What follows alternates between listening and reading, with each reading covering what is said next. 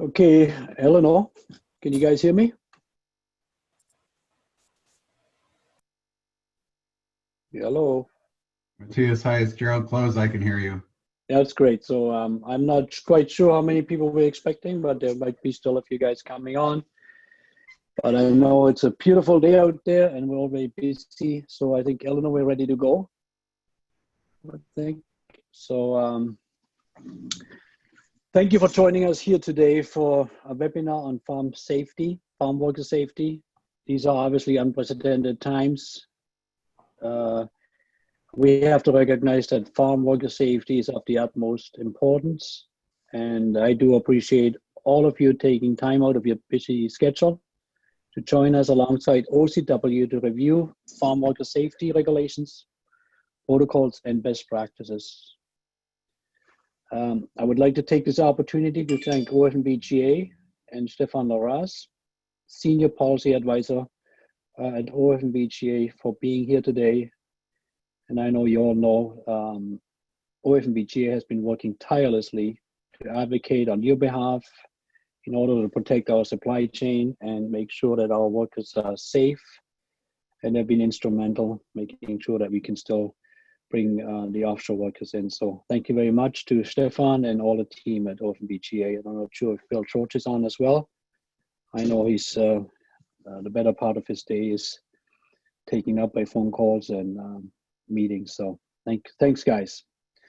But before we get going, I just want to touch a few housekeeping points. We ask that everyone would put their device on mute to eliminate any background noise and distractions. We're going to have a presentation. Stefan is going to take us through this, and once he is finished, we will open the floor to questions. Also, the webinar is being recorded.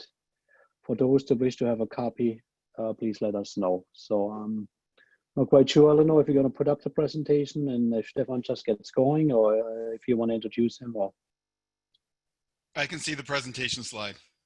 Okay. Yeah, hopefully everyone can see it. I'm just sharing my screen. If anyone has any problems, just let me know, and we can always share these slides after the presentation as well. Yeah. If you do have a problem, there's a little chat line on the bottom there. You can just type in if you have a problem, and Eleanor will make sure you'll be taken care of. So okay. Thank you, Matthias. Yeah. Anytime you're ready, Stefan. Let's get started, Eleanor. All right, so today I'll try to do a bit of a 1-2 punch between the minimum legal regulatory requirements that are out there with the focus on COVID and best practices, kind of what are that interface. A lot of what we are facing today is vague. A lot of growers are going to be talking to MOL inspectors and local health inspectors that don't necessarily know everything, and everyone's learning on the go. So I would actually say that you're going to, when I talk about regulatory requirements, a lot of it is really best practices. I'll try to distinguish between what you really have to do and what government and agencies are recommending you do. So let's move on. So in terms of federal requirements, just a quick rehash. I apologize if this is old. Workers upon arrival, we're talking about temporary foreign workers, whether it's SOP or AgStream or low wage. 14 days upon arrival, no working allowed. There's a requirement to pay the workers 30 hours a week. And in terms of calculating the deductions, your deductions are based on a 6-day week of 5 hours per day. Employers are required to make sure the workers, since they can't leave, that food and cleaning supplies are provided. Employers are not required to pay for the food and cleaning supplies, but whatever cost recovery you put in place with the worker needs to be documented to save you headaches with ESTC inspectors at a later stage. Posters need to be posted to meet the federal requirements. Farms does provide Spanish-speaking posters, and I believe consulates provide posters as well, like the Jamaicans. Virtual inspections, I don't know, I assume a lot of people, if not all, have already had them. My only recommendation, we can move on to the next slide, Eleanor.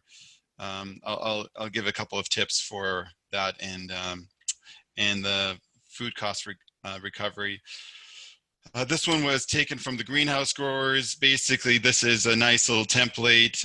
You can lift that if you want. Basically, what you see here is the cost recovery wording that should satisfy ESTC inspectors if they're asking you why you have deductions for the first couple of weeks. Basically, the worker signs, you sign, and you basically agree to buy food and supplies on their behalf. You can modify this if you want to go and have this arrangement beyond the first 14 days, of course. Just reword that sentence that contains the word 14-day isolation period and say that the worker recognizes that they don't have to stay in quarantine beyond 14 days, but they choose to for the safety of and avoiding the risk of contracting COVID in the community. So it can be used beyond the 14 days. All right, and the other tip was we can move. Yeah, we can move on. Before we get to the next tip, folks are probably aware of the support program, the $1,500 per worker that the federal government has put in place. We're moving really close to the deadline. Our understanding is if it hasn't already happened, so if someone knows on this webinar, if anyone has heard the federal government extending the quarantine legislation in this program, by all means, let us know through the chat. My understanding is it's for sure happening. So quarantine requirements for new arrivals will extend past June 30th, and the support program will extend past June 30th. So generally speaking, the short tip here is if you haven't already applied, apply, but include all your arrivals right through September, just to be on the safe side, because you don't know how long this program will be extended. So put in the application, include all your scheduled arrivals. You don't actually have to claim them until you actually submit your claim forms, and the claim forms can be submitted until August 15th right now. And if this program gets extended, you'll be able to submit claims as long as it gets extended for. So I guess my tip here is submit your application if you haven't already, and include your arrivals through the fall. The other tip was on virtual inspections. The only thing I've heard is the headache that the growers have experienced when the SCC says, send me pictures of your quarantined facilities. And the growers are saying, I can't go in and my workers are not responding to the request to take pictures from the inside. So ESCC accepts pictures taken before the move-in of the arrivals. The only tip is make sure you've got measuring tape or measuring stick in the pictures between when you're taking pictures of that separation between beds, dining chairs. Take pictures of the kitchen, the washroom facilities, and you may be asked to do a video, a virtual walkthrough, so taking a video is a good idea. We'll get into physical inspection shortly on the next slide, but here, one thing I would recommend is if you don't want that people surprising you, you can really slow down the kind of the how far an inspector will come into your property without being announced by putting up signs right at the entrance, and again before whatever that point is you want them to stop at and give you a phone call. That I know not all inspectors are angels, and some will just continue going if you don't answer the phone, or maybe they don't even call. But they've committed to OFMBGA that they will respect biosecurity signage. So strongly encourage you to put up signs if you haven't already. Okay, so now we're getting into the regulatory requirements. In Ontario, the biggest enforcement agency right now is the Ministry of Labor. There's not a lot of detailed regulations on what exactly COVID compliance looks like. So Ministry of Labor is using their existing very general legislation. And the wording of that legislation is that employers take every reasonable precaution in the circumstances for the protection of a worker. And the way that that's interpreted, we'll get to it on the next slide. But you can see it's fairly high level regulation that farm employers experience. A lot of it ultimately comes down to your inspector and them making those practical assessments or impractical assessments on the ground. So the other big point I would say is providing information, instruction, and supervision to workers. The reason those two points are highlighted in red is those are the main areas where MOL issues compliance orders. So those are the two main areas where you're likely to be in the crosshairs of an inspector. Okay, let's move on to the next one. So the way that the general regulation is interpreted in practical terms, the inspector is going to look at two parts. One is kind of what you do to make sure your workers are in working condition. So asking them all the questions and having a documentation of that you are checking their health before they start their workday. People have asked me if temperature checks are required. They're not currently. That said, temperature checks are a really good way to safeguard, kind of as a safety net in case your workers are not being forthcoming. I've heard of workers that don't want to tell you that they're sick because they're worried about losing their income or being sent back. Neither of course are true, but workers are still sometimes a little guarded about being forthcoming. So a temperature check is recommended.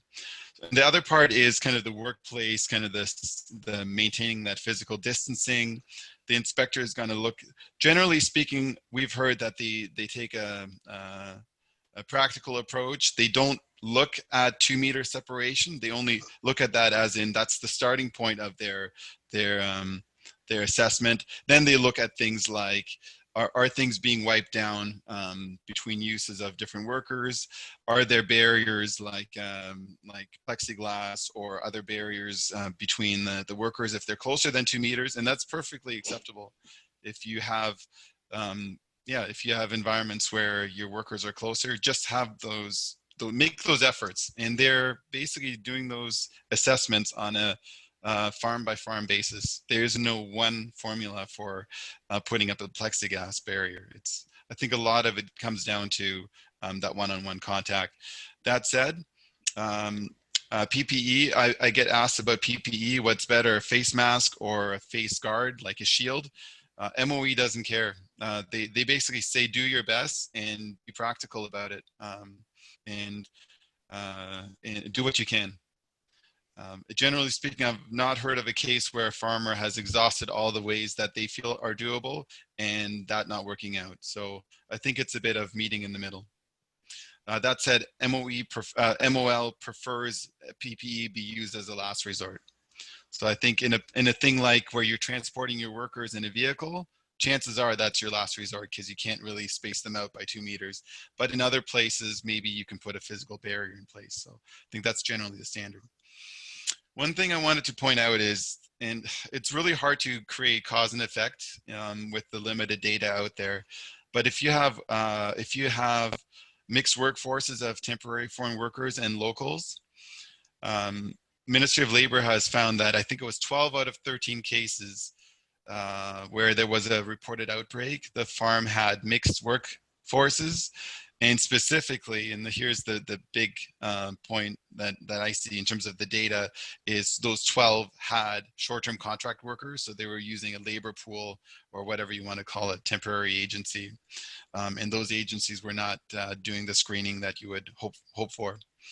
So Ministry of Labor is trying to engage with those agencies to up their game and to provide better screened workers to farms. But I think ideally, don't do this on faith. Maybe come up with an arrangement with whoever provides the workers to you to step it up.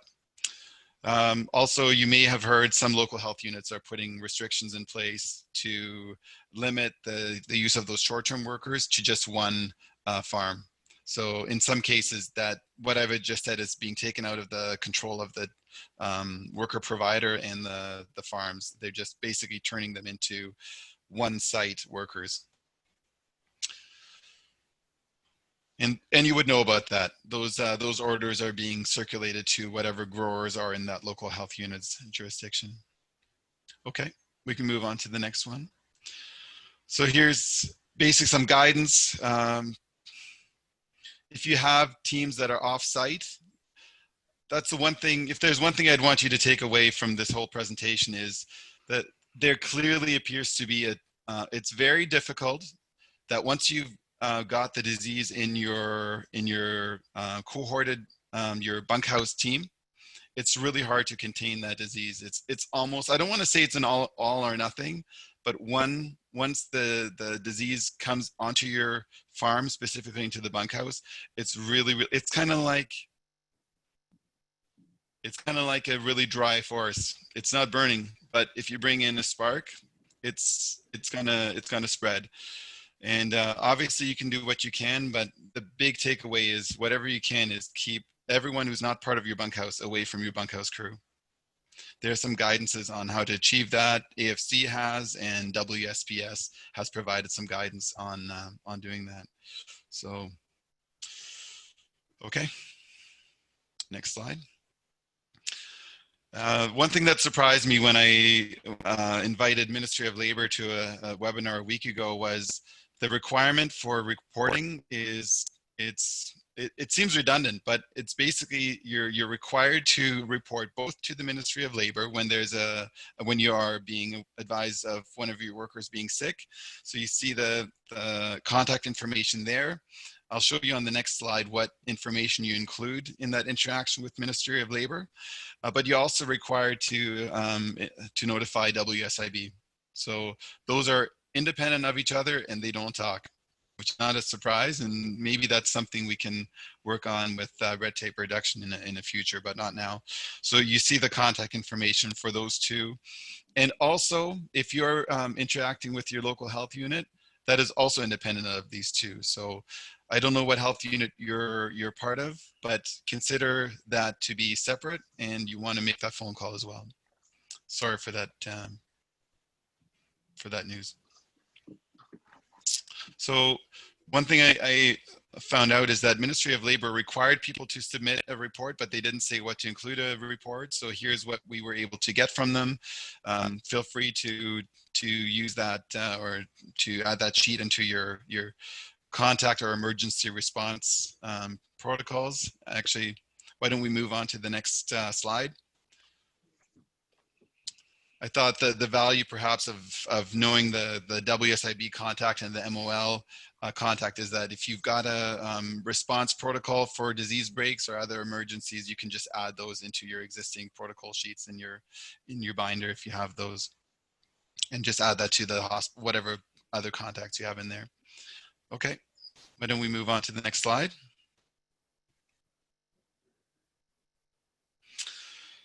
Another interesting tidbit, and again, I don't want you to take away too much from the slide, but Ministry of Labor does check if farms have a health and safety representative. It's basically it's your guy that you consider your health and safety representative.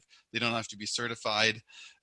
If you hear that they have to be certified, it's probably from the commodities that have those requirements, which are mushroom, dairy, cattle, greenhouse, hogs, and poultry. I'm not speaking to any of those today here. So in your case, it would be a health and safety rep. You can see kind of the interactions that Ministry of Labor likes to see happen between you and your health and safety rep over the course of your season. Okay. Oh, and sorry, Eleanor, could we just go back? The threshold where Ministry of Labor likes to see or expects to see a health and safety rep is more than 5 workers on a regular basis, and that regular basis is defined as more than 3 months during the year. So that would be your farm size would be considered your max size over a 3-month period. One thing that we hear is all the information out there there's tons of information, but not necessarily all of it is in the language of your worker. So I've provided here a couple of resources to turn the information that's out there into Spanish materials. So you've got the posters on the left-hand side, and the links are clickable. Eleanor, if you're circulating this, people can click on it. The posters are described in the document. And if you have English materials, or just you want to tell your guys COVID rules or roles and responsibilities that you expect of them, there are language translators out there that that I've checked with some of the growers out there, and they've had good experiences with those translators. So the translating contact is on the right-hand side here of this slide. Okay, next slide.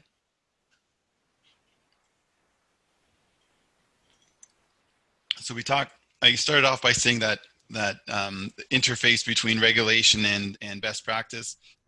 If MOL is checking that you did what you could, one of the things they're checking for is that you thought it through, right? I think one of the biggest and most common things I hear from growers when they interact with MOL is that they've done their best to document that they gave it a fair shot, that they thought it through. And one of the best ways to document yourself for a ministry inspector visit is to have something in writing. So as you can see, the grape growers, tender fruit, and apple growers came up with a template. And I would, if you haven't already, I would recommend that you print that out or modify it as you see fit. The link to that policy is at the bottom of this screen. I'm not going to take you through all of these, but basically, if you have any questions about what's out there, and if you're wondering if it's a lot, it is a lot. Ministry of Labor recently sent us the entire inventory of guidances that they've created, and I'm not going to take you through, but it's a combination of Ministry of Labor, kind of the regulatory list of requirements, the best practice resources by Workplace Safety and Prevention Services, and then the Ministry of Health resources. I've highlighted on the main ones that I thought were needed to be highlighted for today, and we can go through more during the Q&A. Next slide. So that's all about the inventory, about what growers ought to consider. Here's a few resources on what's there to lower the price tag, or to maybe get some expertise from third parties to walk you through what you can do. So WSPS is offering on-site consultation. If you click on that link, you can get I think it's an email address that's in there. And basically you say, I'd like to bring someone from WSPS to my site. They can take me through some general information, and then the two of you can do some brainstorming and troubleshoot some things that you can do, if whether it is installations or changes to your workplace. And that's the consultation side. That's free of charge. I think the WSPS basically bills OMAFRA for the cost of that consultation service, but growers are not billed for that consultation. Then, depending on what you come up with on your own, or if you come up with it with the consultation that I just described, OMAFRA has a cost share program up to $7,500. At least that's the last time I checked. And OMAFRA has, in the last few days, said that they're going to do some updates to this cost share program. So I would advise you probably to wait until end of this week or early next week before you apply. And OFMVGA sends updates to all the commodity groups, including GGO. And so if we hear from OMAFRA that the program, the changes have been finalized, then we can circulate that out to Eleanor and the rest of the team. But certainly plan for using this program if you haven't already. And then finally, this is not a cost share resource, but it's information if you haven't used it already. The Ontario government has put together an online directory of PPE equipment.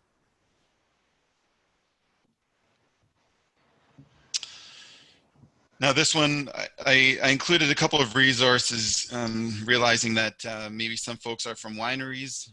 So these resources are kind of like more of a federal perspective, from kind of getting your TFWs ready for travel, and just more of the kind of the national parameters of hiring and preparing your temporary foreign workers even before they arrive. So I won't get into that so much. Generally speaking, I don't advertise these resources because they're, I mostly speak to grower audiences, but these are available.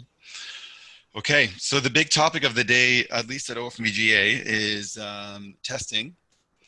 There's been tons of attention to outbreaks in the Windsor-Essex area, and Ministry of Health the Premier's office and all the local health units are very keen on making progress on testing. So OMAFRA shared this is a busy slide. Basically, it's multiple languages of the same material on the left-hand side. It's a poster that you can put up in the workplace. So you see Chinese top left, then you see Spanish kind of middle. Bottom left is English, and then the middle bottom I think is Thai. There's also French. Just didn't fit that onto the screen. And these are all posters you can put up on your site. And basically what it does is it says testing is voluntary.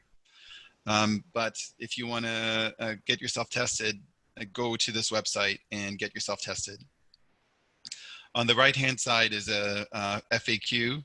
And I think what I'll do is I'll share that with Eleanor after this webinar. Basically, people have a lot of questions around testing, and a lot of those are addressed in the FAQs. And I will get into a bit more of what I hear from growers on this topic on the next couple of slides. So why don't we move on? So where are things on testing? Again, a lot of this has been driven by media attention lately. And the government's response so far has been that its plan is to give all farm workers the opportunity to take a voluntary test. So at this point, we haven't heard that there is some kind of legal new law being issued, but their plan is to get to 100% opportunity for workers. And they're looking to industry associations, but more importantly to employers' assistance to ultimately give all the farm workers the chance to say yes or no. How that actually rolls out, and because I think in the end, what happens is an employer makes that assessment of whether they're going to take time of their workers' day and help them get to whatever testing facility, and that needs to be done by the employer.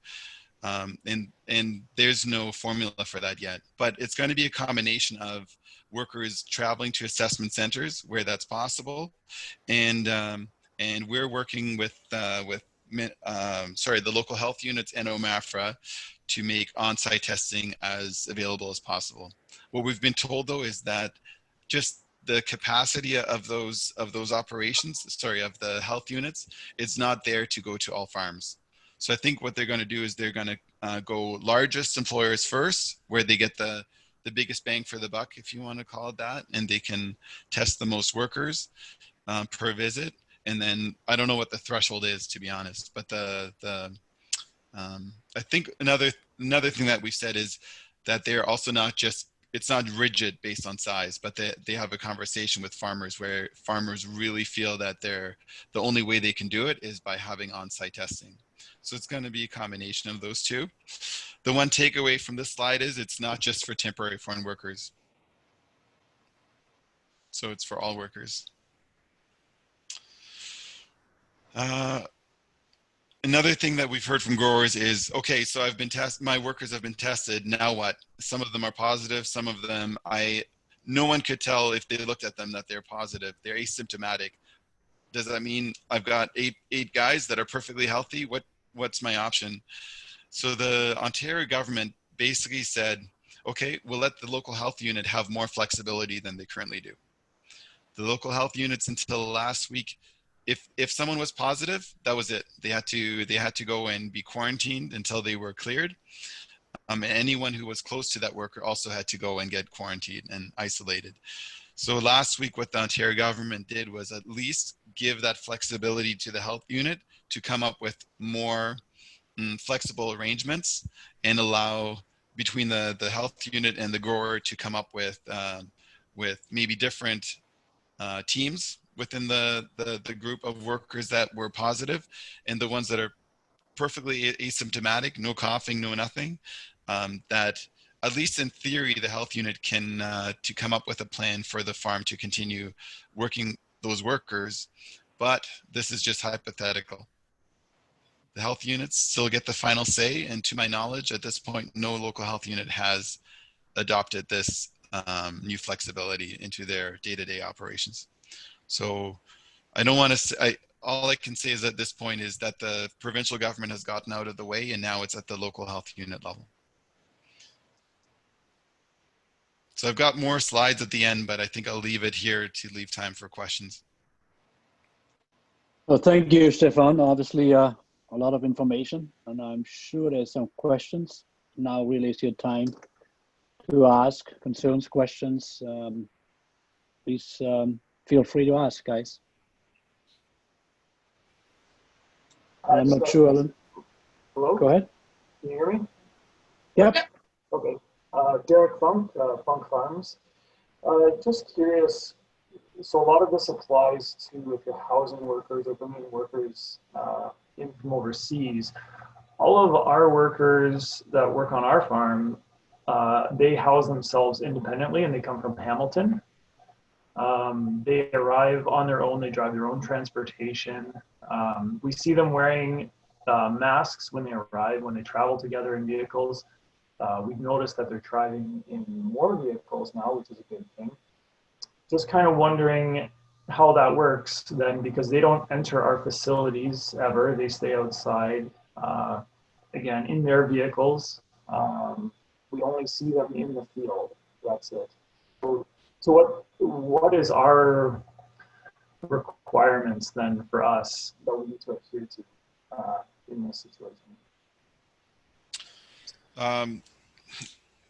I don't have a definitive answer. Again, I think it's going to come down to the Ministry of Labor, and it's a really good question. Thank you. I think it's going to come down to your Ministry of Labor inspector ultimately on what they consider to be acceptable. Based on what you just described in terms of physical distancing, I think you're golden. Probably the one area where they would look is what is your cleaning, if there's any shared tools or equipment, what is your cleaning protocol between shifts? If you have another crew take over that equipment. And the other one would be if they're using a bathroom, what is the cleaning protocol for the next shift or other workers that work at the same time to keep the shared washroom facilities clean, and obviously eating areas. So those would be the top three that I think of. Is that kind of what the question was about? Yeah, because like one of the things we noticed, like because they come independently, at this point in the season, we don't provide any tools. We sort of some string and things like that. There's no, we actually provide no facilities whatsoever for them currently. Okay. It's just the nature of it. Like so for a wash station, like so the cleaning facilities of the wash station, they bring their own hand sanitizer. They have their own things to wash hands as they wish. Do we still need to make sure that there is something there for them then, even if they choose not to use it ever? Yeah. So the one standard, and thanks for reminding me. The one standard is that workers are guaranteed to have the ability to sanitize themselves. So I don't know if it's okay for them to bring their own, if that's enough. I'm not saying it's not. I'm just saying I'm not 100% sure that by them bringing their own, it's enough.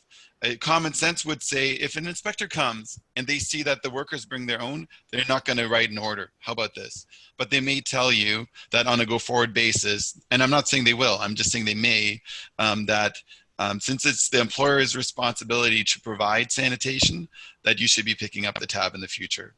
But until they do so, I'm not going to tell you start paying for something that you aren't currently.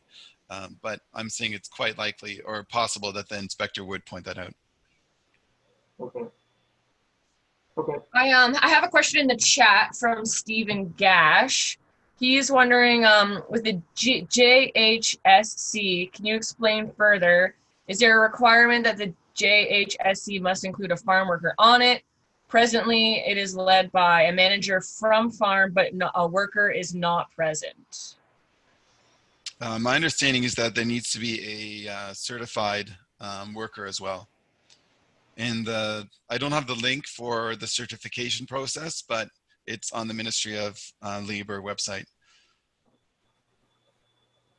Then again, I don't want to overemphasize this because the vast majority of folks on this call are not going to be one of the 6 commodities that need a joint health and safety committee.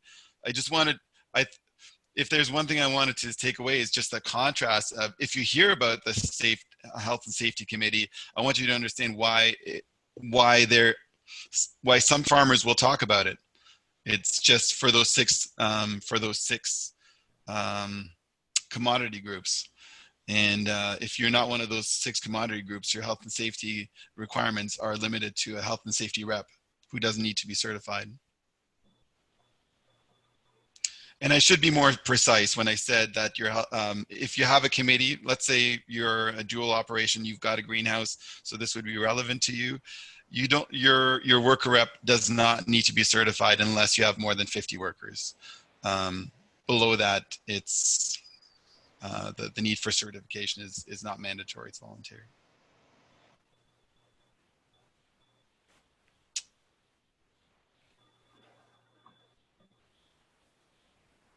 Any other questions, guys? This is your chance.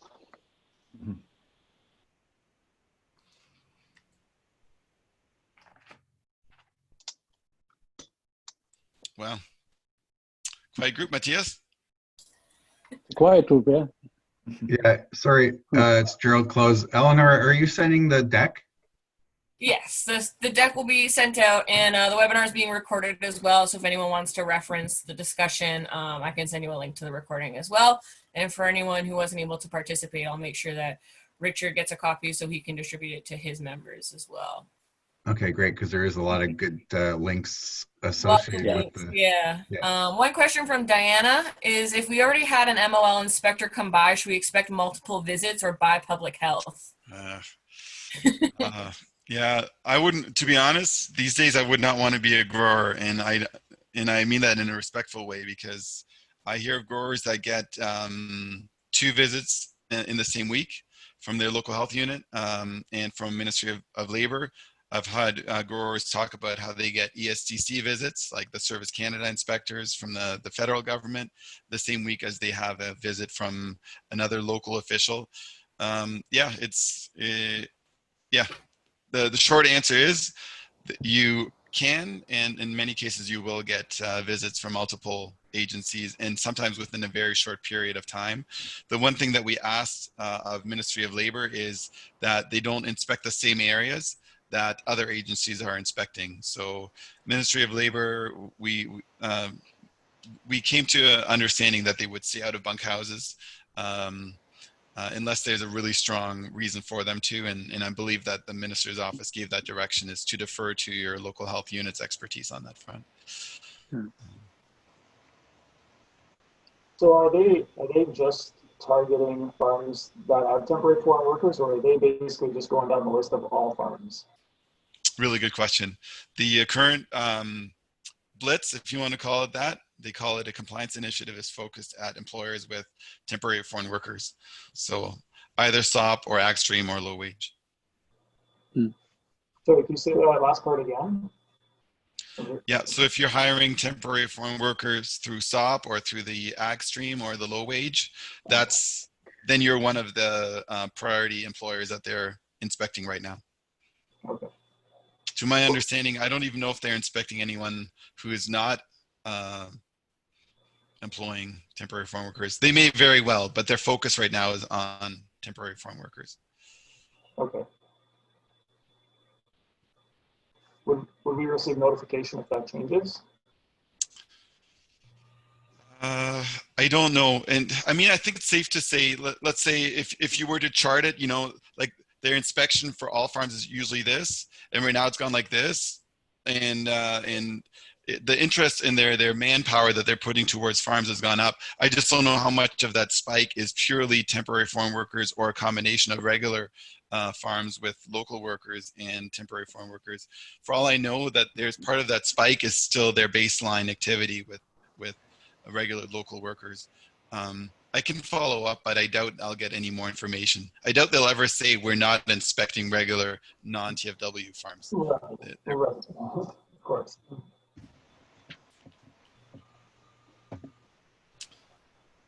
Matthias, if I could, I'd be remiss if I didn't make a plug for, as an organization, I think we make political, we hear a lot of political kind of the tides of what's happening between media and the government's response to it.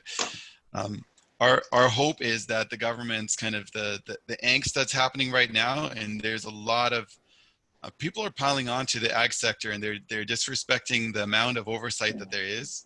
And our argument is whether it's farms and Ken Forth, or whether it's OFBGA and Bill George, or the commodity organizations, we spend most of our time reminding both media, the public, and the government folks of the false information that's out there, and reminding people of the amount of oversight that's there. And sometimes when you make that back and forth on communication, you end up kind of, I don't know what you would call it, but you get pushback from government. And the one area where I want you to realize we're getting pushback is on the issue of testing. Government, I think we've got enough champions at Minister McNaughton's office, and I'll get a little political here. I feel like we've got enough support that he won't go knee-jerk and say more regulation is needed.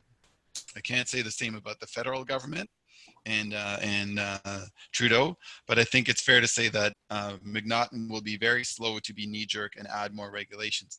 That said, the Premier wants to see testing, and I doubt that that any of his ministers are going to get in the way of that. And we see that if there's a way for employers to help their workers get tested, or at least give them the chance, that could be our offering. And I'm not saying our as in mine, but it would be yours collectively on this webinar. That would be the olive branch that the government could then say farmers are doing their best, and they're not just doing their best every day, but on top of that, they're doing the testing as well. So, okay. Yeah, I know. I appreciate that, Stefan. There's a lot of information the media has picked up on it, a lot of misinformation. And, a lot of misinformation. And it's, yeah. But I know the testing is one thing the Premier is way strong on, and I know I talk to Bill at least weekly, and I think at some point we might have to make a decision, probably voluntarily, to just get the guys tested. So, and guys, here's the chance to ask the questions, ask away. So, but I know it's a busy day for everybody, but Stefan? Yeah. Somebody? David Wiley, grape grower from St. Catharines speaking. Yeah, hey David. I'm doing very well. I just wanted to comment that I, like the fellow that called before, I get in workers that are Ontario residents and live in Hamilton, and my circumstances were very similar to his circumstances, so I appreciate the questions that you answered to him. My main question for you is, who is it that is using and promoting the term migrant workers?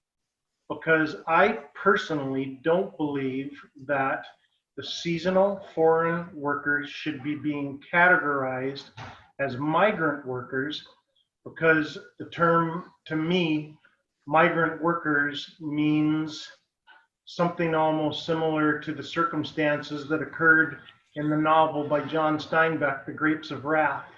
Who is it that's promoting the term migrant?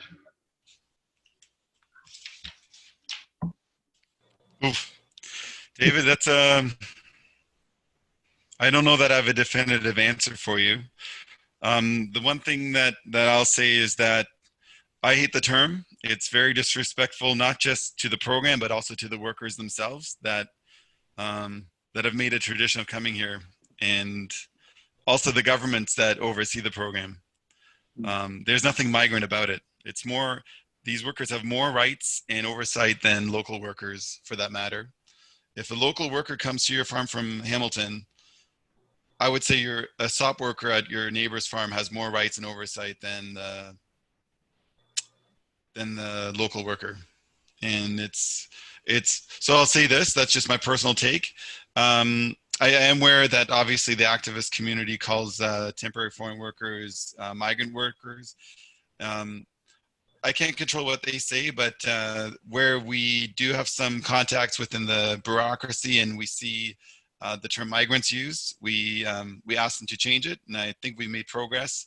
Ministry of Labor this year has, at least at the bureaucracy level, has made a real effort to stop using migrant workers in their documentation. They now call them temporary foreign agricultural workers. So that's at the Ministry of Labor bureaucracy, and within the WSPS, kind of the workplace safety associations. We've asked them as well to stop using the term migrant worker. So I hope you'll see that at least government documentation that's coming out will stop using the term, or at least use it much less. And I can't tell you, we can't control what the folks from the activist side will do. They'll always they use words like precarious and migrant and God knows what. So Mary Wiley here, and one thing just to add to that, we were approached, the organization I work for was approached by one of our community health centers in Niagara to see if they could help growers better understand how to help their workers be more safe. So I had a long conversation with them. And one of the things that I learned from that conversation is that the reason people working in the health system in Niagara are using the term migrant workers when they're referring to these workers is because that's the way the funding stream for the program they're administering comes from the local health integration network, which is the LIN. These were supposed to be dismantled, but with COVID happening, they haven't been dismantled. And that is funding that comes through the Ministry of Health and Long-Term Care. So there's something systemically that could be done by the organizations that are representing the growers to communicate with government to say, please change the name of that funding stream to align with whatever the Ministry of Labor is using. Just a suggestion, and I think it could go a long way. That's really good intel. Thanks, Mary. Any other questions, guys? So I know if there's none, I know Richard Lindley from OCW as well is on the line, and he's got some closing remarks, some comments yet. Richard, are you still there? Yeah, I'm here. I'm here, Matthias. Thanks so much. Thank you to Stefan and at OFBGA and Eleanor at GGO, as well as Allison in my office at OCW, who couldn't be here today, but we appreciate you guys putting this together on such short notice. These are important and timely discussions, and I would continue to encourage everyone to reach out if they have questions or concerns, specifically wineries. If you have questions, I know this is we're all facing a very complex regulatory regime right now, and there's a lot of protocols and guidelines that need to be followed right now, especially with tasting rooms. But there is resources available. So if you have questions, don't hesitate to reach out to OFVGA or GGO or myself. We'll make sure you guys get the answers in a timely manner. I just wish everyone good health and wish everyone the best on the call today, and stay in touch if you have any questions. Thank you, Richard, and I guess thanks, Stefan, for good information. I know you guys are very active in VGA farms. I'm not so sure how these guys are keeping it together between Ken and you. You guys got to be on calls all the time, and thank you very much, guys. Like Richard said, if there's any questions, reach out to us, GGO, OCW, or OFBGA, or we will make sure you get to the right source to get the information and the questions answered. But it's important that we do what's right. Obviously, we are under the spotlight right now. There's not a day that's not on the news, not even local news, national news. So we've got to do. We are doing what's right. We just, so stay safe, and I encourage you just to follow the protocols. And like I said, any questions, reach out to Stefan, reach out to Eleanor, reach out to myself or GGO. It's very important. Those are just times we never expected, but we can get through this together, guys. So again, I think, Eleanor, that's it. And unless you have some closing remarks, I know this session was taped and it's going to be available. Yeah, just stay tuned, and we'll send out the link to the slides. And if anyone needs the recording, just send me an email and I'll fire it off to you. That's no problem. Yeah. So thank you very much, guys. I know it's a little early, but a lot of good information. It's almost 1 o'clock. So thank you. Thanks, Matthias. We'll talk to you soon. Thanks, Good Stefan. luck, everyone. Thanks, everyone. Thanks. Yeah. Bye. Take care, guys. Stay safe.